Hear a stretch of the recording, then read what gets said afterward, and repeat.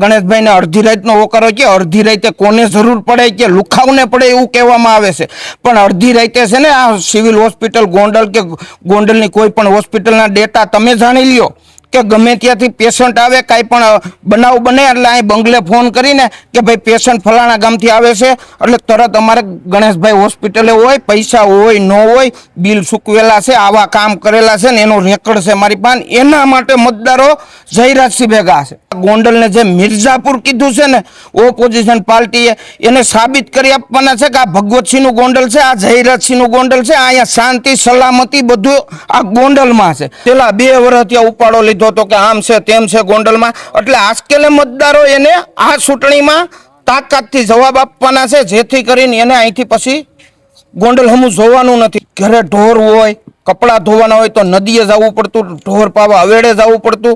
આજ ભારતીય જનતા પાર્ટી એટલી સુવિધા આપી છે, ઢોરે ઘરે પીવે, કપડાય ઘરે ધોવાય મશીનમાં, તોય પાણી ઘટે નહીં. તો બેનો શા માટે મત ન આપે? ચૂંટણી આવે અને મેદાનમાં આવી જવું અને ચૂંટણી પૂરી થાય એટલે જેમ વાડીમાંથી પક્ષી ઉડે એમ ઉડીને વ્યૂ જવું, એ આ કોંગ્રેસનું આમ આદમી પાર્ટીનું કામ છે. આખા યાર્ડમાં અત્યારે અમારે 240 વીઘામાં ક્યાંય ઓપન જગ્યા નથી. 240 વીઘામાં શેડ છે, ખેડૂતો માટે જમવાની અહીંયા સરસ સુવિધા છે. એક જ નામ હાલે ગોંડલની અંદર, ગણેશ ગોંડલ, ગીતાબા જયરાજસિંહ જાડેજા અને જયરાજસિંહ. અસીમભાઈ, તમને શું લાગે છે અત્યારે? આપણે વાત ગોંડલ તાલુકાની કરી કે તાલુકાનું એક પણ ગામ એવું નહીં હોય કે ચૂંટણી આવી પ્રવાસ ચાલુ કર્યો. છેલ્લા 2 વર્ષથી તૈયારી હાલે છે. જેમ કે ખેડૂતોને મગફળી વખતે વરસાદ પડ્યો અને નુકસાની થઈ તો ગામો ગામનો પ્રવાસ કર્યો, ગણેશભાઈને સાથે રાખી ખેડૂતોનું કે ભાઈ વ્યાખ્યા જાણવી પડશે, આપણે પછી સરકારમાં દલીલ કરવી પડશે કે ભાઈ અમારા તાલુકાને કોઈ પણ રીતે હેમખેમ પેકેજમાં લઈ લઈએ અને કોઈ પણ રીતે સહાય તાત્કાલિક મળે એટલે ખેડૂતો શિયાળુ પાક વાવી શકે. જેથી કરીને આ ગોંડલ તાલુકાનો, આખા તાલુકાનો 44,000 રૂપિયા ખેડૂતોને સરકારે સહાય આપી, એના મત પીડ્યા છે. પછી કોઈ નાનો માણસ હોય, બીમાર પડે તો તાત્કાલિક કાર્ડ કાઢવું પડે અથવા ઠેઠ હોસ્પિટલ લગી ભેગા જાય અમારા ભારતીય જનતા પાર્ટીના આગેવાનો, અને એને જ્યાં લગી કાર્ડનું એપ્રુવલ ન આવે, ઓપરેશન ન થાય, એને કોઈ સર્જરી ન થાય ત્યાં સુધી અમારા ભારતીય જનતા પાર્ટીના આગેવાનો એની સાથે હોય. પછી રહી વાત ટેકાના ભાવે, તો મગફળી ખરીદી કરી છે આખા તાલુકામાં 33,600 અરજી થઈ હતી ને, એમાં 33,600 ખેડૂતની સરકારે ટેકાના ભાવે મગફળીની ખરીદી કરવાની જે ઓનલાઈન અરજી થયું હતી ને, બધા જ ખેડૂતની અરજી થઈ ગઈ છે ને બધાય ખેડૂતોને પૈસા ટાણે મળી ગયા છે. આપણે કોઈ આમ આદમી પાર્ટીના કોંગ્રેસના આગેવાનો કહેતા હતા કે 2 મહિનાથી પૈસા નથી મળ્યા, પણ નહીં, આ તાલુકાની અંદર 3 ખેડૂત એવા હતા કે વિદેશ હતા, જેથી કરીને એનું કેવાયસી નહોતું થયું. બાકી પૈસા દર 8 દિવસે પૈસા મળી જતા હતા ખેડૂતોને. અને તમે પણ ખુદ ગામડે જઈ ગામડાનો પ્રવાસ કરી મતદારોનો વ્યૂ લ્યો, એનો અભિગમ જાણો કે ભારતીય જનતા પાર્ટી સાથે શેના માટે છે. કે નાના મોટા કાંઈ પણ પ્રશ્ન હોય તો તરત અમે ઉભા રહ્યા છીએ. પછી સરકારશ્રીની કોઈ પણ યોજના હોય નાનામાં નાના માણસ સુધી પહોંચાડી દીધી છે, અને આ યોજના પહોંચાડવા માટે અમારે અહીં મજબૂત ધારાસભ્ય છે, એને એક જ ફોન કરવો પડે કે આ ગામની અંદર આ રોડ, આ સમાજમાં આ વસ્તુની જરૂર છે. એટલે ઓનલી ફોર છેલ્લા 10 દિવસની અંદર, કમસે કમ 10 દિવસની અંદર એનું તાત્કાલિક નિરાકરણ લાવે. એના માટે આ બધા લોકો અટાણે ગોંડલ તાલુકાના ભારતીય જનતા પાર્ટી ભેગા છે. અને વાત કરતા હોય આમ આદમી પાર્ટીની, તો આમ આદમી પાર્ટીના ઉમેદવાર 22 મેલી દીધા તાલુકા પંચાયતમાં, 5 જિલ્લા પંચાયતમાં. પણ તમે પોતે એમાં અંદર ઉતરો કે ઉમેદવાર ક્યાંના છે, કઈ સીટના છે. એને ઉમેદવાર 30 કિલોમીટર શેટાથી મેકવા પડ્યા છે કે જગ્યા બુરવા, ખાલી ખાનું બુરવા. અને લોકો મતદારો જાણે છે કે આ મત 30 કિલોમીટર શેટાથી આવીને અહીં તાલુકા પંચાયત લડતો હોય, જિલ્લા પંચાયત લડતો હોય તો એને મત દઈને ખોટો બગાડવાના નથી, વેડપવાના નથી. આજકાલે તન મન ધનથી આ ગોંડલને જે મિર્ઝાપુર કીધું છે ને ઓપોઝિશન પાર્ટીએ, એને સાબિત કરી આપવાના છે કે આ ભગવતસિંહનું ગોંડલ છે, આ જયરાજસિંહનું ગોંડલ છે, અહીંયા શાંતિ સલામતી બધું આ ગોંડલમાં છે. બહારના લોકોને લાગે કે અહીંયા આ તે છે.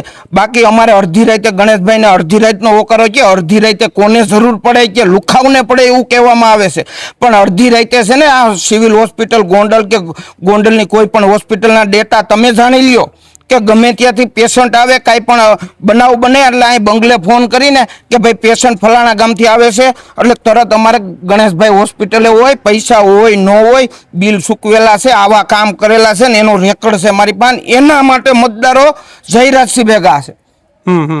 શું લાગે તો આ ત્રિપાખ્યો જંગ છે એમાં ફાયદો કોને નુકસાન કોને?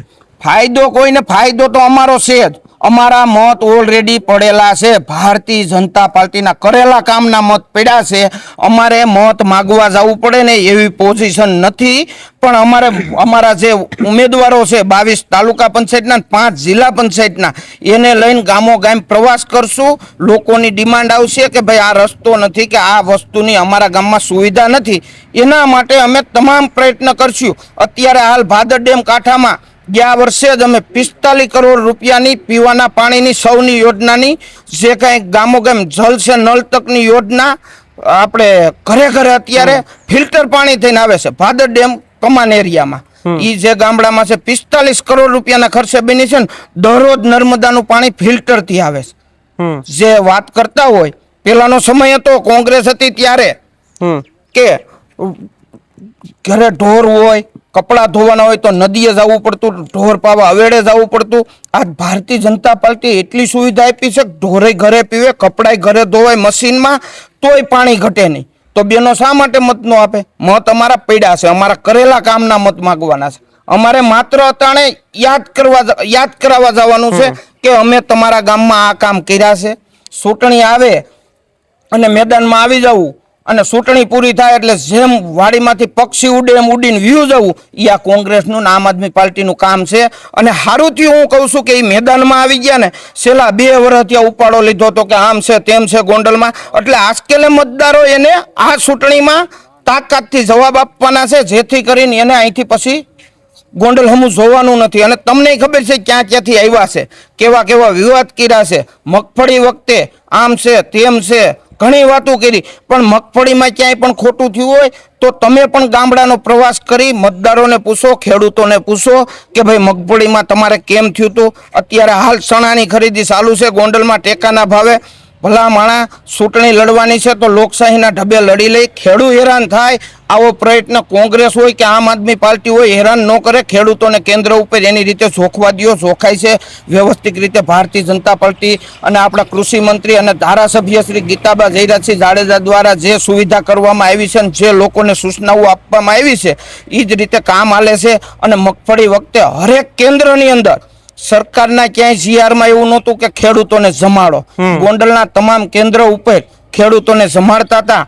સાંજે લેટ થાય જોખવામાં તો સાંજે પણ નાસ્તો, ચા, પાણી આ બધી સુવિધા આપી હોય ને તો માત્ર ને માત્ર આ ગોંડલ છે. ગોંડલ અને આ ભગવતસિંહનું ગોંડલ છે ને આ ગોંડલમાં શક્ય છે, આ મિર્ઝાપુર નથી ને. મિર્ઝાપુર કેવા વાળાને આ ચૂંટણીમાં ખબર પડી જાય કે આ ગોંડલ શું છે ને ગોંડલના મતદારો શું છે. અહીંયા છે ને જ્ઞાતિવાતીના વાણા જે કાંઈ કરવા માગે છે ને એ કાંઈ હાલવાનું નથી. પણ અટાણે એક જ નામ હાલે ગોંડલની અંદર, ગણેશ ગોંડલ, ગીતાબા જયરાજસિંહ જાડેજા અને જયરાજસિંહ. અને અમે બધા છે ને હું તો એનો ટૂંકમાં સારથી સૌ કે એની સાથે જ હોય, તાલુકા ભાજપનો પ્રમુખ સૌ. એટલે હું આ બોલું છું ને વખાણ કરું છું એ નહીં, પણ આ લોકો લગી હું કાયમી જ જાઉં છું. અત્યારે 10 ગામ રખડીને જ અહીંયા આવ્યો છું બપોર વસારે. આ લોકોને હું સમસ્યા છે એટલે જેથી કરીને બંગલે પ્લાનિંગ થાય, જયરાજસિંહ અરે વાત થાય કે ભાઈ આ ગામમાં આ સમસ્યા છે તો એનું નિરાકરણ કરીને અમે મત માગવા જઈએ, એમને જવાનું નથી. આવડા આને તો જઈને ખાલી છૂટા પાણા મારવાના છે કે અમે આ કરશું આ કરશું. બાકી પંચાયતના સભ્યથી માંડીને પાર્લામેન્ટ લગી સરકાર ભારતીય જનતા પાર્ટીની છે. લોકોને મતદારોને ખબર છે એટલે એકય મત વસારે ક્યાંય લિંકમાં ક્યાંય વેડફવાના નથી. બધાને ખબર છે ભાજપ ભેગું જ રહેવાય. બીજા કેટલાક વેપારીઓ છે માર્કેટના, તેમની સાથે વાત કરશું. તમને શું લાગી રહ્યું છે વડીલ?